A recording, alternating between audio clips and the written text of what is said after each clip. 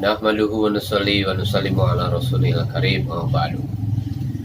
Memasuki abad ke-20 Masehi, antara pada 1900 sampai 1939, muncullah beberapa isme yang timbul pada masa kebangkitan kesadaran nasional Indonesia yang dipelopori oleh nasionalisme Islam, diikuti oleh isme kontraknya. Pertama, Islamisme memelopori bangkitnya kesadaran nasional Islam, yaitu Jamiatul Khair Al-Irsyad, Syarikat Dagang Islam, Syarikat Islam, Persyarikatan Muhammadiyah, Persyarikatan Ulama, Matla'ul Anwar, Nahdlatul Ulama, Nahdlatul Wathon, Persatuan Muslimin Indonesia, dan Persatuan Islam. Kedua, Jawanisme, Tradisionalisme, Kasundanisme. Budi Utomo, Sarekat Priyayi, Igama Jawa Pasundan, Seloso Kliwon, Taman Siswa. Taman Siswa didirikan pada tahun 1922, menolak Islam pembaharu dan memakai kebudayaan Jawa sebagai dasar filosofis nasional yang baru.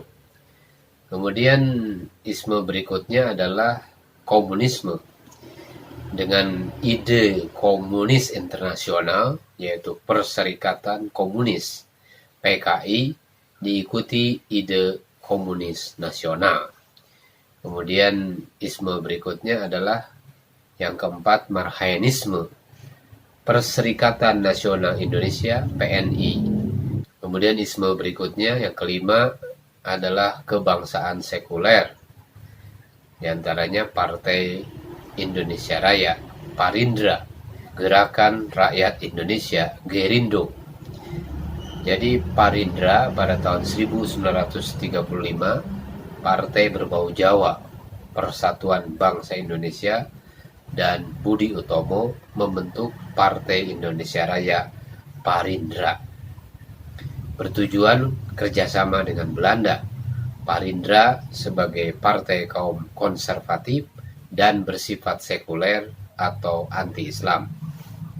Saudara-saudara sekalian, pemerhati daripada channel ini, penilaian Barat menegatifkan perjuangan nasionalisme, patriotisme Islam di Timur Tengah oleh kerajaan Protestan Belanda dan pemerintah kolonial Belanda, juga dialamatkan kepada ulama dan santri di Nusantara Indonesia.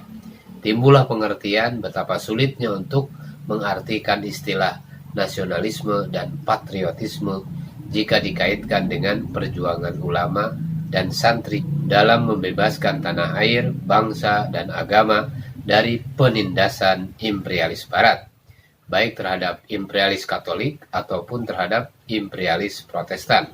Oleh karena istilah nasionalisme dan patriotisme diartikan memang sama maknanya sebagai gerakan perlawanan terhadap imperialisme, namun sebagai gerakan perlawanan yang dilakukan oleh organisasi non-Islam ideologinya, serta dinilai tidak benar bila digunakan untuk ulama dan santri dengan gerakan anti-imperialismenya.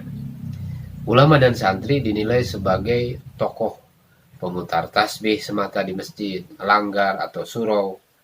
Ulama dan santri dinilai pula tidak pernah melancarkan perlawanan terhadap imperialis Barat, apalagi setelah adanya Perserikatan Nasional Indonesia, setelah adanya PNI pada tahun 1927 di Bandung. Jadi Perserikatan Nasional Indonesia ini berubah menjadi Partai Nasional Indonesia tahun 1928. Terjadi 5 tahun sesudah Syarikat Islam menjadi Partai Syarikat Islam 1923. Jadi setelah adanya PNI terjadi kecenderungan dalam penulisan sejarah Indonesia bahwa gerakan nasionalis dipelopori oleh PNI. Benarkah demikian? Pengertian ini jelas sebagai tindak pendistorsian atau penyelewengan penulisan sejarah. Dalam hal ini dapat terjadi akibat kesalahan penulisan sejarah Indonesia yang banyak dituliskan bukan oleh ulama atau sejarawan muslim yang berpihak kepada kebenaran sejarah sebenarnya.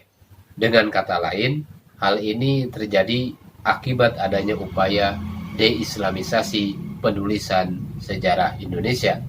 Sebenarnya sosialisasi istilah nasionalisme pada abad ke-20 Masehi juga dipelopori pengenalannya terhadap masyarakat Indonesia oleh Sentral Syarikat Islam (CSI) dalam National Congress Sentral Syarikat Islam pertama di Bandung pada 17-24 Juni 1916 di Gedung Concordia atau Gedung Merdeka atau Gedung Konferensi Asia Afrika Bandung.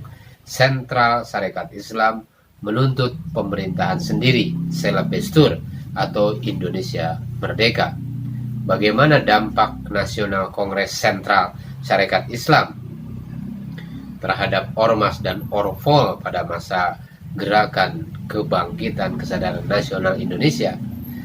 Dampak dari Nasional Kongres Sentral Syarikat Islam pertama menjadikan Indische Party yang didirikan pada tahun 1912, 3 tahun kemudian mengubah namanya menjadi National Indische Party (NIP) tahun 1919 Masehi.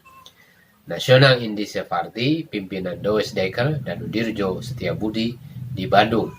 11 tahun kemudian lahirlah Perserikatan Nasional Indonesia (PNI) yang didirikan oleh Bung Karno di Bandung pada tahun 1927 Masehi. Mengapa Bung Karno menggunakan nama partainya nasional? Bung Karno pada tanggal 2 Mei 1951 menyatakan, terutama sekali Cokro Aminoto, guru saya, yang menanamkan pengaruh yang dalam pada jiwa saya yang dahaga. Begitu dikatakan. Ditinjau dari nama awal Perserikatan Nasional Indonesia, dari penyamaan nama perserikatan terbaca betapa kuatnya pengaruh syarikat Islam di masyarakat Indonesia saat itu.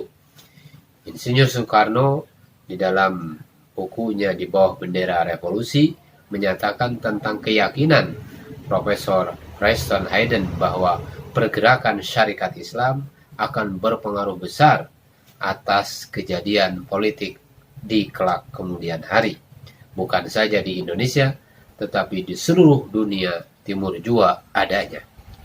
Saudara-saudara sekalian, jadi terdapat ketidaksamaan pengertian antara nasionalisme di Eropa dan di Nusantara. Adapun nasionalisme di Nusantara Indonesia timbul sebagai reaksi terhadap imperialisme yang dikembangkan oleh Kerajaan Katolik Portugis dan Spanyol, kemudian diikuti oleh penjajah Kerajaan Protestan Belanda dan Inggris. Sedangkan pelopor gerakan perlawanan terhadap imperialisme Barat untuk Indonesia adalah ulama dan santri. Oleh karena itu, menurut Donald Egan Smith dalam Religion, Politics, and Social Change in the Third World, agama, politik, dan perubahan sosial di dunia ketiga, menyatakan ulama memegang peranan penting dalam memimpin perlawanan terhadap imperialis Barat dengan upayanya pengembangan agama Katolik dan Protestannya. Akibat imperialis Barat dengan identitas agama itu, maka muncullah Islam di Nusantara Indonesia sebagai simbol perlawanan terhadap penjajah Barat. Pendapat ini sejalan dengan pendapat W.F. Werden dalam Effect of Western Civilization on Indonesian Society, bahwa efek dari agresi imperialisme Barat menjadikan raja-raja Hindu dan Buddha memeluk Islam dan menjadikan Islam sebagai political move, gerakan politik melawan Christian penetration, desakan kristenisasi.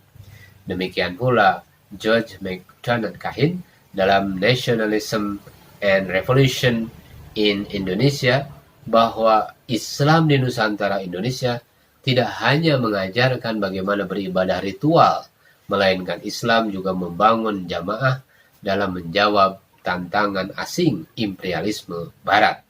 Dalam menyampaikan aspirasi perjuangannya, menurut Bosque, umat Islam menjadikan bahasa Indonesia sebagai terrible psychological weapon, senjata kejiwaan yang sangat ampuh di dalam membangkitkan kesadaran dan membangkitkan aspirasi perjuangan nasionalitasnya.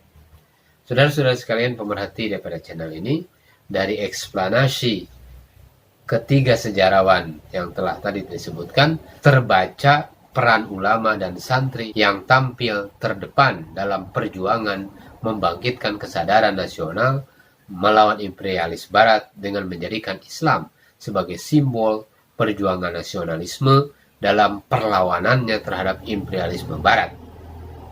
Demikian juga pendapat Donna Agent Smith dalam Religion, Politics, and Social Change in the Third World, agama, politik, dan perubahan sosial di dunia ketiga. Seperti yang disimbolkan dengan menempatkan patung Pangeran Diponegoro yang sedang memacu kuda di depan Monumen Nasional. Penempatan di depan Monumen Nasional memberikan makna bahwa ulama dan santri lah sebagai perintis, pelopor, dan pengawal terdepan dalam perjuangan nasional bangsa Indonesia. Subhanallah bihamdi, subhanakallahumma wa bihamdika, asyhadu an la ilaha illa anta, astaghfiruka wa atubu ilaik.